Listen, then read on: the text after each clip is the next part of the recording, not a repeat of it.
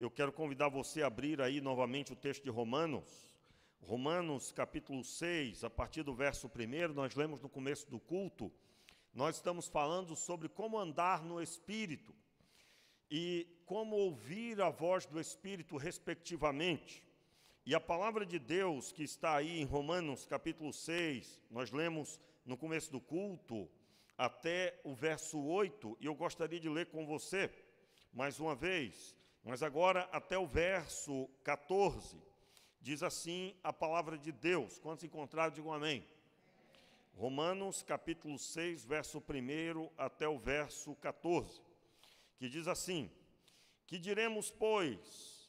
Permaneceremos no pecado para que a graça aumente? De modo nenhum. Nós que estamos mortos para o pecado, como viveremos ainda nele? Ou não sabeis que todos quantos fomos batizados em Cristo Jesus, fomos batizados na sua morte? De sorte que fomos sepultados com ele pelo batismo na morte, para que, como Cristo ressurgiu dentre os mortos, pela glória do Pai, assim andemos nós também em novidade de vida. Vamos ler aí o final juntos, ouvindo a nossa voz. Assim andemos nós também em novidade de vida. Se fomos plantados com ele na semelhança da sua morte, também o seremos na da sua ressurreição. Pois sabemos isto, que o nosso velho homem foi com ele crucificado, para que o corpo do pecado seja desfeito, a fim de que não sirvamos mais ao pecado. Vamos ler da mesma forma, ouvindo a nossa voz na sua tradução da sua Bíblia. Diz assim: pois sabemos isto, que o nosso velho homem foi com ele crucificado, para que o corpo do pecado seja desfeito, a fim de que não sirvamos mais ao pecado. Porque aquele que está morto está justificado do pecado. Ora, se já morremos com Cristo, cremos que também com ele viveremos. Ora, se já morremos, vamos lá? Se já morremos com Cristo, cremos que também com ele viveremos. Pois sabemos que, havendo Cristo ressurgido dentre os mortos, já não morre. A morte não mais tem domínio sobre ele. Pois quanto ao ter morrido, de uma vez morreu para o pecado, mas quanto ao viver, vive para Deus. Assim também vós considerai-vos como mortos para o pecado, mas vivos para Deus em Cristo Jesus, nosso Senhor. Eu gostaria que lêssemos juntos, vamos ler agora na tela, podemos ler o verso 11. Assim também vocês considerem-se mortos para o pecado, mas vivos para Deus em Cristo Jesus. Verso 12. Portanto, não permitam que o pecado reine em seu corpo mortal, fazendo com que vocês obedeçam às suas paixões. Também não ofereçam os membros do corpo ao pecado, como instrumentos de injustiça, mas como pessoas que passaram da morte para a vida. Ofereçam a si mesmos a Deus e ofereçam os seus membros a Deus como instrumentos de justiça. Vamos orar? Aliás, verso 14, esqueci, desculpa. Porque o pecado não terá domínio sobre vocês, pois vocês não estão debaixo da lei, e sim da graça. Agora, finalmente, vamos orar. Pai, te pedimos, abre a nossa visão, que seja, Pai, o nosso coração conectado com a Tua presença, com o mover do Teu Espírito. E tudo quanto vamos ouvir, Senhor, seja ministrado por Ti, meu Pai, nos corações. E as palavras que entrarem pelos ouvidos desçam para o coração e se tornem novidade de vida nos corações, para a glória do teu nome, em nome de Jesus. Amém e amém. Meus irmãos, o texto da palavra expressa claramente que o pecado não deve mais entrar como uma conduta comum na vida do crente. E aqui eu quero chamar a sua atenção para a observância de que não se pode conceber uma conduta se não for a conduta conforme Jesus Cristo. E se a conduta de uma pessoa inclui o pecado, essa pessoa não entendeu a fé, não entendeu a obra de Cristo. E o apóstolo Paulo, ele estava, aliás, a carta de Paulo aos Romanos, é uma carta visando Paulo se apresentar aos irmãos de Roma. Ele não ainda tinha estado com eles. Eles tinham ouvido falar muitas coisas, inclusive muitas coisas inadequadas a respeito de Paulo. E Paulo visava o auxílio dos irmãos de Roma, porque ele gostaria de ir à Espanha pregar a palavra de Deus. E aqueles irmãos seriam estratégicos, mas havia uma barreira. Eles não compreendiam a fé corretamente, principalmente o que Paulo pregava. E nessa intenção, Paulo manda uma carta extensa, expressando a sua fé em Cristo e a visão do Senhor para a igreja.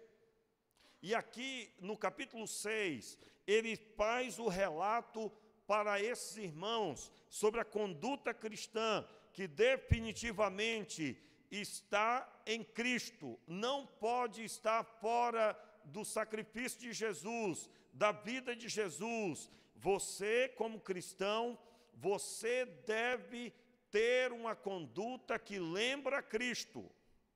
Então, ele começa falando, porque na igreja de Roma havia uma compreensão, havia uma doutrina, um ensino no meio dos irmãos que falava que conforme o pecado era cometido, a graça seria conforme o nível do pecado. E é por isso que ele começa proferindo que não deve ser assim. Que diremos, pois, permaneceremos no pecado para que a graça aumente? Ou seja, o texto dá a entender que havia uma compreensão de que o pecado era algo que se deveria conviver com ele. E aqui, é claro, entenda, você pode estar aqui hoje sofrendo porque não consegue lidar com o pecado e sempre comete os mesmos pecados. Mas você não pode, absolutamente, se colocar diante de Deus como uma vítima ou uma pessoa que agora estará legalizando essa conduta como uma conduta correta. Há alguma coisa errada e não é com Deus, não é com Deus. Eu tenho o costume de sempre que eu não compreendo algo, eu sempre declaro isso: Senhor, não entendo ainda, mas eu sei que não há nada de errado com o Senhor e sua palavra. E sim, a minha compreensão ainda não é suficiente para entender. E faz muito tempo que eu não falo isso, né? Por quê? Porque, graças a Deus, eu tenho encontrado compreensão da Escritura. Eu não digo que sei tudo, mas não tenho mais passado o que um dia já passei há bom tempo atrás. E eu estou falando isso no sentido que todos aqui, eu acredito, já passaram por algum momento de não compreender. Não compreender algo, ou não compreender um texto, ou não aceitar um texto bíblico no seu coração. E Paulo está combatendo que o pecado não deve fazer parte da conduta visando a bênção da graça de Deus que aumente por causa do pecado. Não, de forma nenhuma. O versículo 2, de modo nenhum, nós que estamos mortos para o pecado, como viveremos ainda nele? Aliás, esse texto é o texto que é lido para aqueles que vão se batizar para entender o batismo. Quando você se batiza, você está declarando que você aceitou na sua vida a fé em Jesus, da vida de Jesus, e que quando você aceitou a Ele, você morreu para o pecado e para o mundo. E então, esse texto é um texto bastante lido. E ele fala: ou não sabeis que todos quantos fomos batizados em Cristo Jesus, fomos batizados na sua morte? De sorte que fomos sepultados com ele pelo batismo na morte, para que, como Cristo ressurgiu dentre os mortos, pela glória do Pai, assim andemos nós também em novidade de vida. Ou seja, na semelhança da sua ressurreição, nós também devemos caminhar em novidade, numa nova vida. Então, o versículo 5, se fomos plantados com ele na semelhança da sua morte, também o seremos na sua ressurreição. Então, Paulo continua dizendo: pois não sabeis isto, que o velho homem, o nosso velho homem foi com ele crucificado, para que o corpo do pecado seja desfeito, a fim de que não sirvamos mais ao pecado. Como que isso aconteceu? O que é que Paulo está dizendo?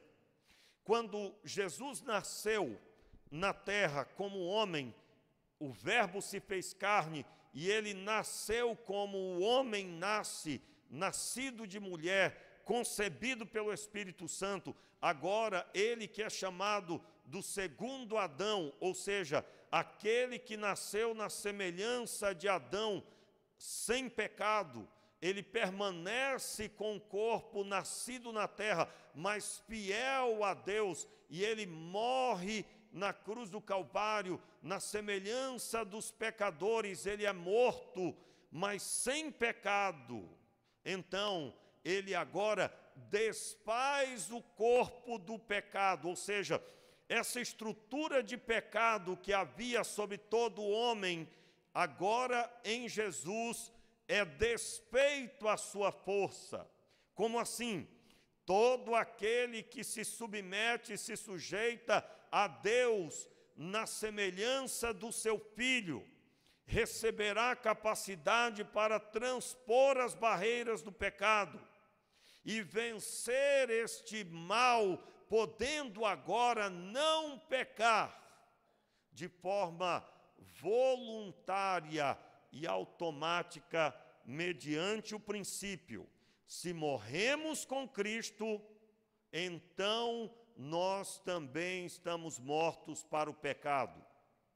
Se você permanece pecando, você ainda não entendeu o que é morrer com Cristo.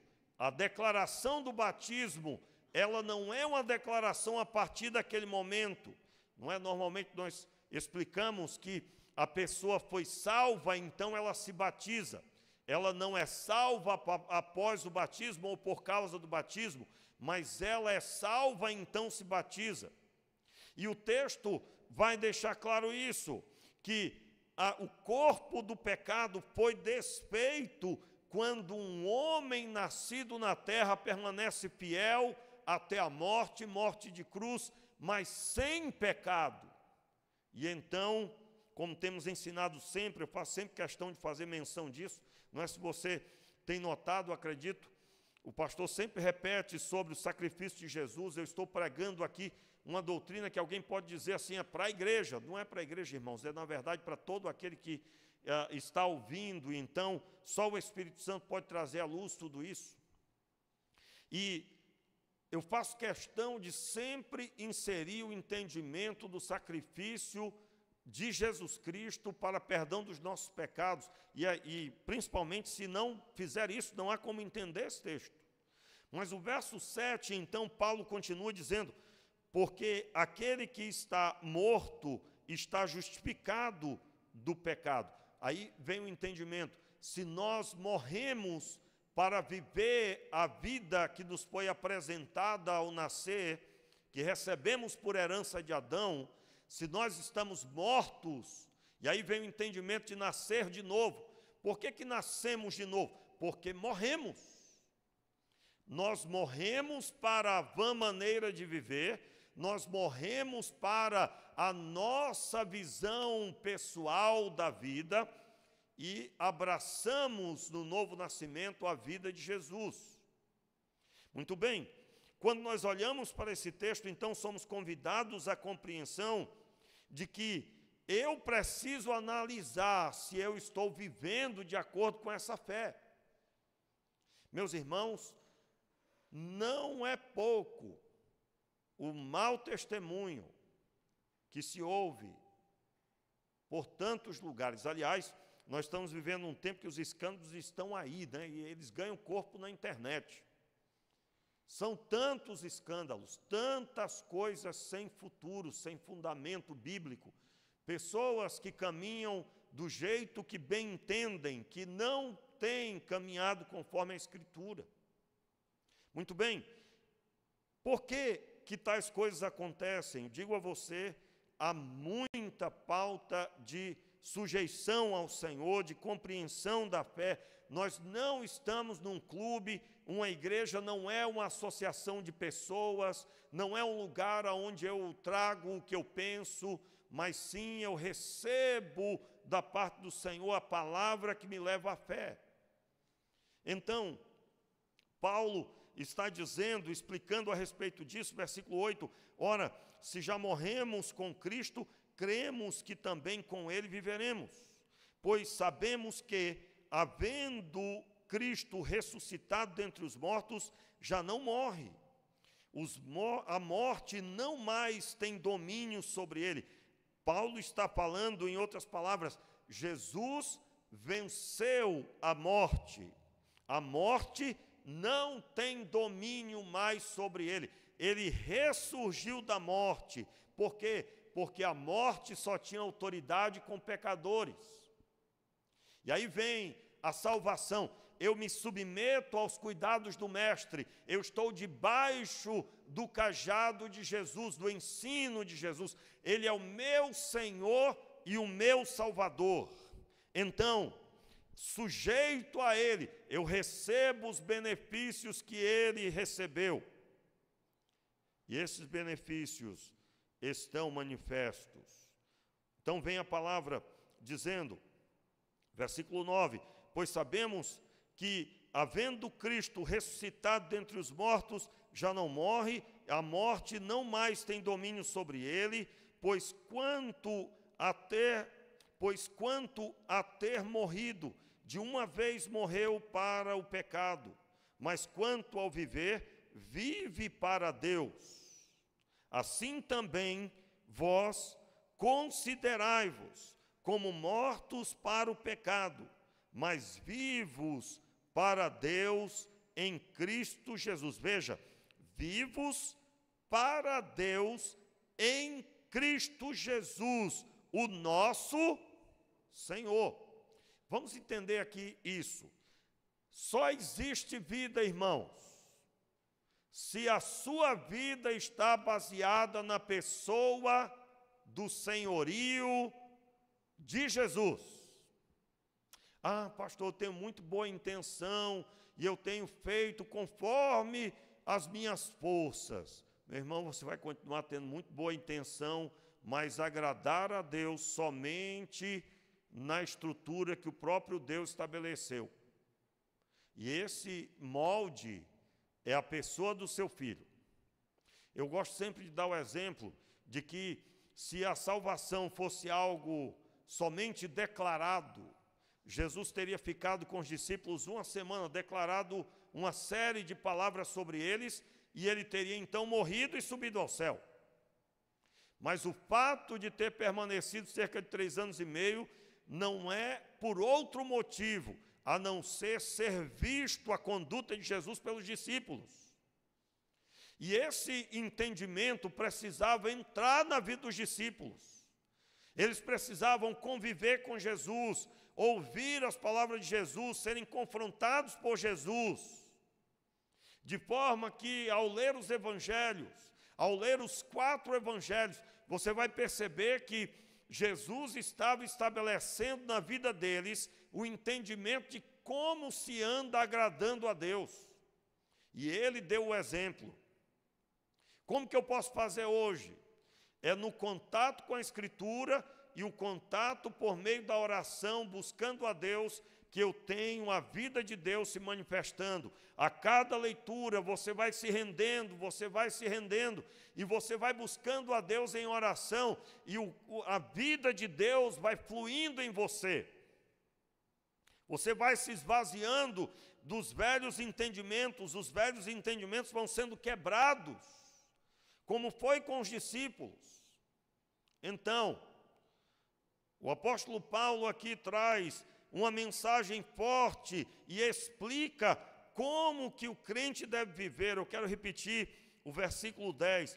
Pois quanto ao ter morrido, de uma vez morreu para o pecado, mas quanto ao viver, vive para Deus. Assim também, note, assim também vós considerai-vos como mortos para o pecado, mas vivos para Deus em Cristo Jesus. Veja, vivos para Deus em Cristo. Eu quero aqui listar para você, quando você está dentro de um carro, por exemplo, você está no carro.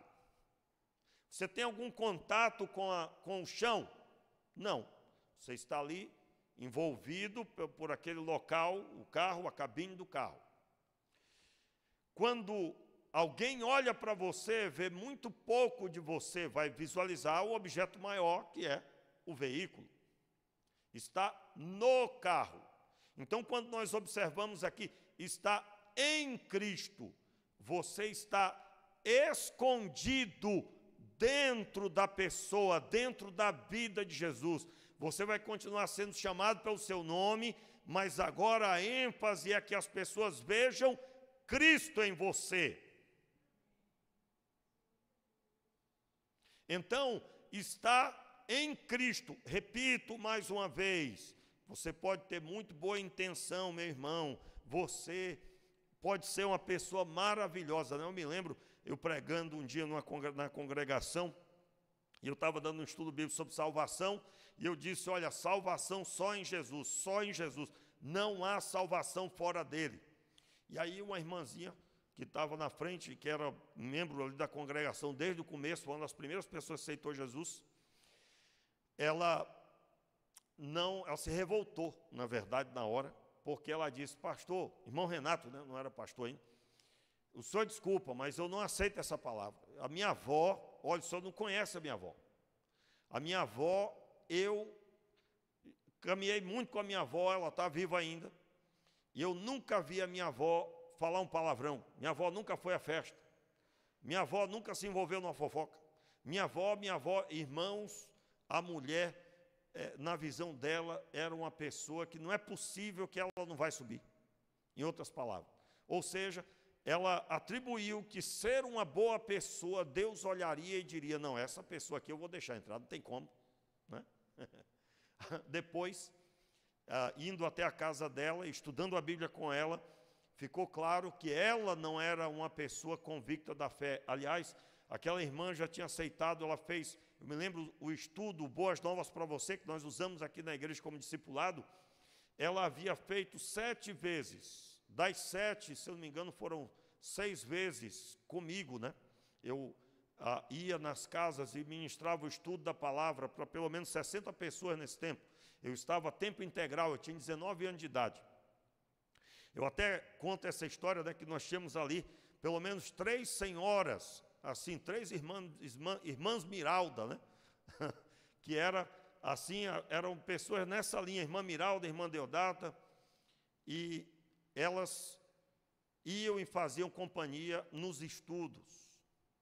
E eu me lembro, irmãos, a cada estudo que eu fazia, 7 lições, quando terminava os estudos, eu perguntava, a senhora crê que a senhora é crente em Jesus e que Jesus lhe salvou? Ela dizia, eu acredito, mas não me sinto. Ela não acreditava que estava salva, que a salvação foi endereçada a ela. Ela sentia um vazio ainda no seu coração. E eu me lembro também o dia que ela aceitou Jesus, foi num culto, e eu estava pregando. O semblante dela mudou, tudo mudou, aliás, porque Cristo Jesus salvou aquele coração. E aí eu entendi um pouco, na verdade, ela não entendia para ela a salvação, portanto, não entendia também para os outros. Aliás, foi um testemunho muito forte, porque ela parecia que estava sentindo uma dor. Não é? O semblante dela era caído, assim, muito desanimado. Mas depois daquele dia, num culto, onde ela veio à frente aceitando Jesus mais uma vez, naquele dia o sorriso entrou no rosto dela, no coração, e mudou. Aliás, ela está hoje, toda vez que eu vou ao Acre e prego naquela igreja, Igreja Batista Getsemane, ela está lá firme e alegre da vida, servindo ao Senhor. Mas marcou a minha vida essa experiência. Meus irmãos, muitas vezes nós podemos conviver com pessoas que não entendem o que eu estou pregando, porque não têm a salvação em suas vidas. Quero deixar claro que a salvação é obra de misericórdia e graça do Senhor. Só Deus pode nos conduzir à salvação. Só Deus. Então, o que Paulo está dizendo é que somente em Cristo Jesus nós podemos viver para Deus. Versículo 12. Não reine, portanto, o pecado em vosso corpo mortal. Não reine, portanto, o pecado em vosso corpo mortal, para lhe obedecerdes os seus desejos. Tampouco apresenteis os vossos membros ao pecado por instrumentos de iniquidade, mas apresentai-vos a Deus como vivos dentre os mortos, e os vossos membros a Deus como instrumentos de justiça. Pois o pecado não terá domínio sobre vós, porque não estáis debaixo da lei, mas debaixo da graça.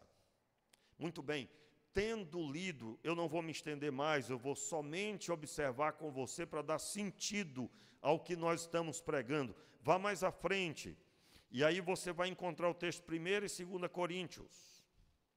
E você vai passar para o texto de Gálatas, capítulo 5. E agora eu quero chamar a sua atenção para entender. Veja, eu falei no começo, nós estamos pregando uma série sobre como andar no Espírito.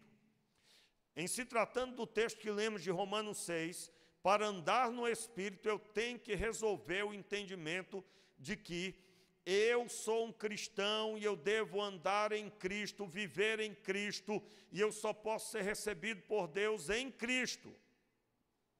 Tendo entendido isso, aí eu vou me deparar com a circunstância da minha vida. Meus irmãos, nós podemos hoje aqui estar diante de Deus com muito boa vontade, como eu disse, com muita boa intenção, mas tudo isso não confere com o que a Escritura nos ensina.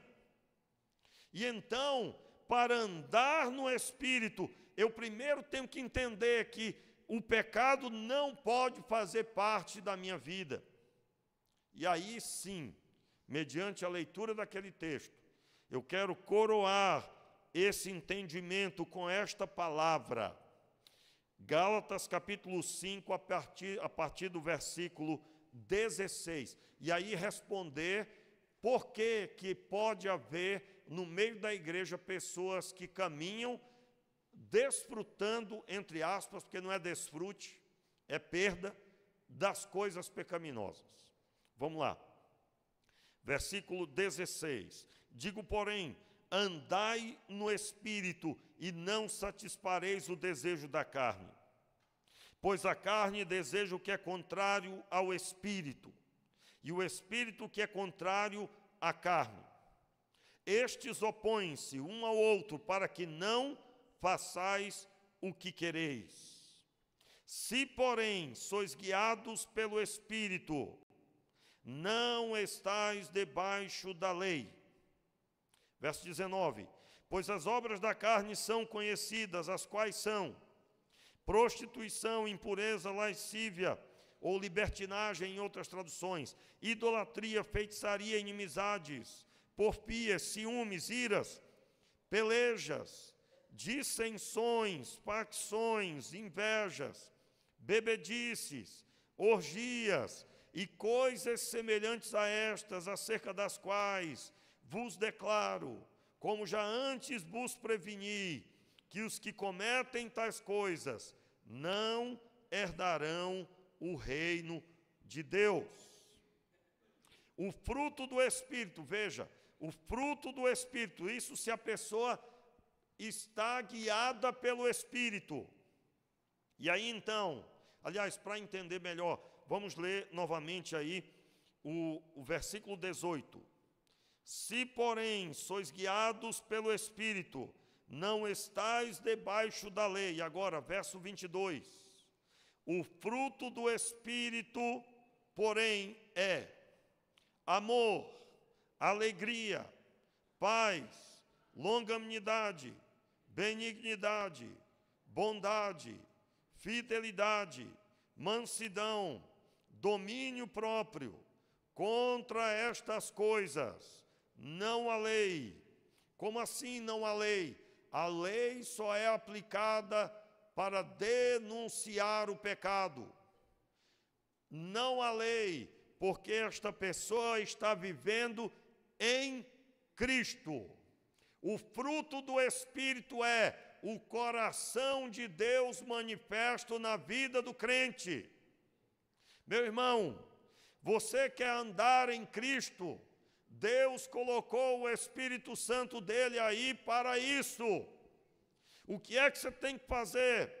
Renunciar o desejo da carne com as suas concupiscências. E como se faz isso? Continuando o texto, verso 24.